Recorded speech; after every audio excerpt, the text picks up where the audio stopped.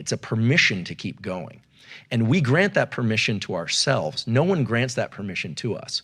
I think one of the other kind of misconceptions that we want to dissolve is this idea that external rewards can actually propel us down long paths of success and high performance. They can't. But I have a friend from the SEAL teams, and somebody asked us recently, we were given a talk, and somebody said, how can I make sure that I continue to self-reward and I'm not driven by these external rewards? How can I continue to have that drive? And his answer was very good. He said, give away all the external rewards. There's a famous Stanford study done at Bing Nursery School. They did this study where they looked at kids that liked to playing during their recess. It's all recess in nursery school, but they're drawing, and they took the kids that really like to draw, and they started giving them little gold stars on their drawings.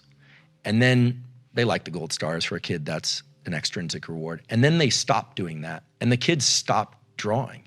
They just, they right. associated the good feeling of doing it with the external rewards. Right. We have to be very cautious about how much of our internal dopamine we attach to external rewards if we want to continue to grow and pursue and focus and work hard. If you just want to get to some place and cash in, then fine.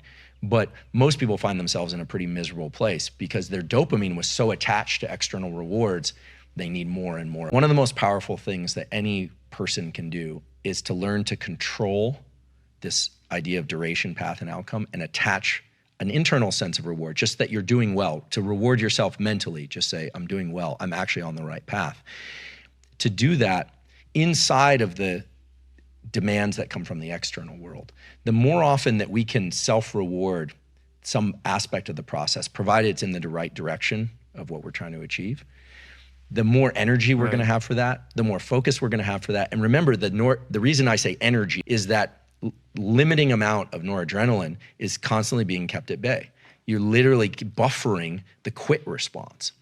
And so when people start realizing that if they set the goals inside of the larger goal and self-reward each one of those, they essentially have an infinite amount of energy to pursue those goals. They have an infinite amount of focus to pursue those goals.